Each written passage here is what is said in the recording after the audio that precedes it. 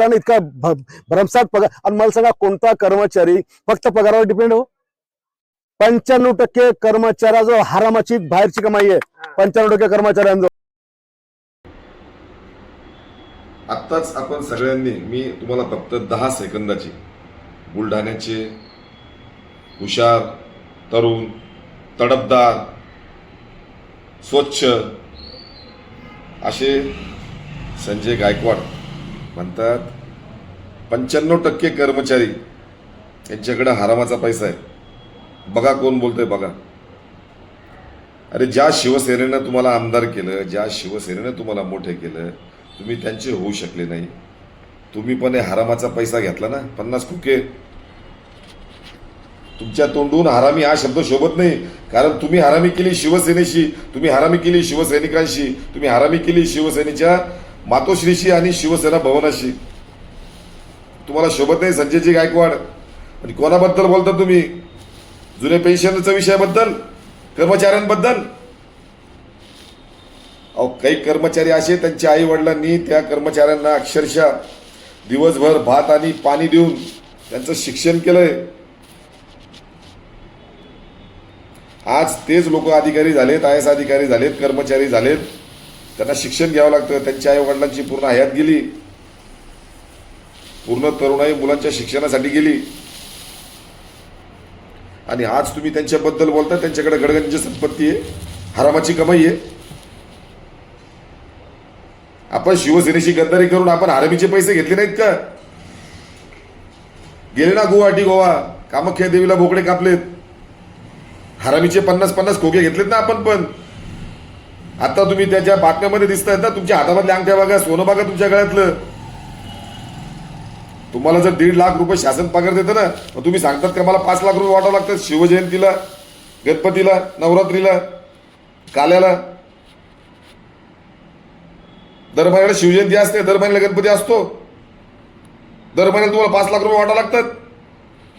अरे 50 लाख रुपये तुम्ही महिन्याला कमवतात, हरामाची कमाई तुम्ही कमवतात, आणि कर्मचाऱ्यांबद्दल बोलतात. अरे जो कर्मचारी आज हे सत्ताधारी, तुम्ही फक्त 5 वर्ष येऊन जाणार, पण हे कर्मचारी सतत काम करत असतात. शिक्षणासाठी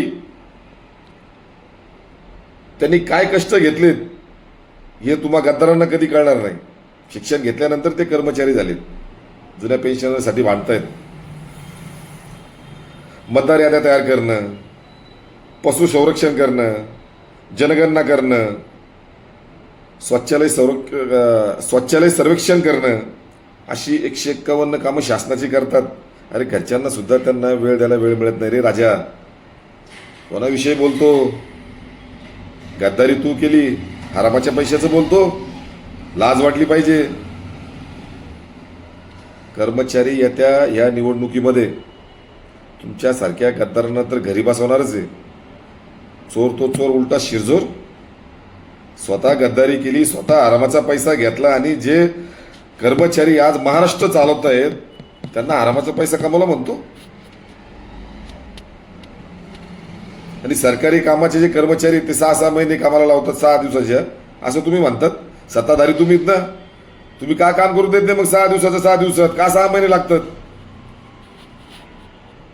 तुमचं गद्दारांचं सरकार आहे म्हणून 6 महिने लागतात. महाविकास आघाडीचं सत्ता आल्यानंतर 6 दिवसाचं काम 6 तासात होईल, लक्षात घ्या. आणि आपण जे बोललात, आपण माफी मागून सुद्धा आता चालणार नाही. मी या महाराष्ट्रातील समस्त कर्मचारी असतील, हे सगळे जुने पेन्शनर असतील, या सगळ्यांना विनंती करतो, हे आपल्याबद्दल असे हरामी शब्द वापरतात. यांच्या मनामध्ये यांचा करता करविता कोण आहे, झारीतला शुक्राचार्य नेमका कोण आहे? हे देवेंद्र फडणवीस, एकनाथ शिंदे, ही सगळी टीम याची बोलते करविते आहेत. एखाद्या घरामध्ये आईबाप काय बोलतात, भाऊ बहीण काय बोलतात, त्या घरामध्ये संस्कार कसे, ते संस्काराचा परिणाम त्या लहान मुलावर होत असतो. त्याचप्रमाणे हे जे काही डाळ शिजवतात त्यातून हे जे असे वाक्य हरामी शब्द बाहेर पडतात, हे त्याचेच परिणाम आहेत. हे फक्त पैसा कमवण्यासाठी, स्वतःच्या तिजोऱ्या भरण्यासाठी. आता यांच्या प्रॉपर्ट्या बघा हो. आता हजर म्हणतो आम्हाला 1,00,000-1,50,000 फक्त शासन पगार देतं नाही, आमचा 5 लाख रुपये महिन्याचा खर्च आहे. हा किरकोळ खर्च सांगतोय. त्यांचा 10-10, 20-20 लाख रुपये खर्च आहेत. काजू बदाम पिस्ता शिवाय खात नाहीत, AC गाडी शिवाय फिरत नाहीत. यांची घर बघा, आलिशान घर आहेत. कोणाला हरामी म्हणतात तुम्ही कर्मचाऱ्यांना? मी सर्व कर्मचाऱ्यांना आव्हान करतो, कोर्टातील असतील, शिक्षण व्यवस्थेतील असतील, सगळ्या व्यवस्थेतील कर्मचाऱ्यांना मी आव्हान करतो, तुमच्याबद्दल जर असे आरामी शब्द वापरत असेल तर तुम्ही खपून घ्याल का? आणि का खपून घ्यायचं आपण? गद्दारी यांनी करायच्या, यांनी आरामीचा पैसा घ्यायचा, आणि जे तुम्ही महाराष्ट्र चालवताय, देश तुम्ही चालवताय, तुम्हाला न्याय भेटत नाही आणि तुमच्या बाबतीत आरामी शब्द वापरला जातो. आता फक्त रस्त्यावर उतरून आंदोलन करून चालणार नाही. माझ्या कर्मचारी मित्रांनो, बातम्या देऊन चालणार नाही. आता ठाई ठाई तुम्हाला ठासून घ्यावं लागेल. येत्या विधानसभेच्या निवडणुकीमध्ये यांना याच जमिनीत औरंगजेबासारखा गाडायचा आहे, लक्षात ठेवा. बस आता बस झालं. हरामी शब्द वापरतात.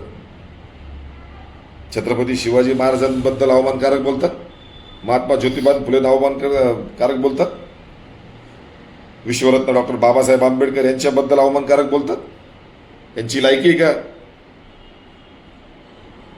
यांनी कोणीतरी बोलायचं आणि फडणवीस सारख्या माणसाने कॅमेऱ्यासमोर यायचं. चुकून झाला असेल, आम्ही त्यांना समजून सांगू, त्यांचा बोलण्याचा दृष्टिकोन वेगळा होता, धचा म झाला. अहो फडणवीस साहेब, तुम्ही बोलता तुम्ही हुशार, बाकीचे सगळे काय छोटे कांड्यातच आहेत का? बस आता इथून पुढं तुमचं कोणतंही वाक्य अवमानकारक वाक्य, आणि आज जो तुम्ही हरामी शब्द आमच्या कर्मचाऱ्यांबद्दल वापरला, कर्मचारी तर सोडाच, पण सर्वसामान्य जनता, जे जनतेचे कामं खऱ्या अर्थानं तुमच्यापेक्षा कर्मचारी वर्ग जास्त करतो. ठीक आहे, एखादा 2% कोणी कर्मचारी करत असेल, काय देणं घेणं भ्रष्टाचार करत असेल, पण 90% कर्मचारी हा चांगलाच आहे. खऱ्या अर्थानं तो महाराष्ट्र चालवतोय. तो लोकहिताच्या प्रत्येक व्यवस्था, त्या व्यवस्थेचा कणा तो कर्मचारी. मी धन्यवाद मानतो त्या कर्मचाऱ्यांची. आजपर्यंत त्यांनी हा महाराष्ट्र चालवला, हा देश चालवला. पुन्हा एकदा मी या बुलढाण्याचा आमदार, हा गद्दार आमदार संजय गायकवाड, याचा मी जाहीर निषेध व्यक्त करतो. आणि येत्या विधानसभेमध्ये याला आणि याच्या बाकीच्या साथीदारांना याच महाराष्ट्राच्या भूमीत गाडायचं आहे, लक्षात ठेवायचं आहे. जय हिंद, जय महाराष्ट्र, जय संविधान. यंदा पुन्हा उद्धव सरकार.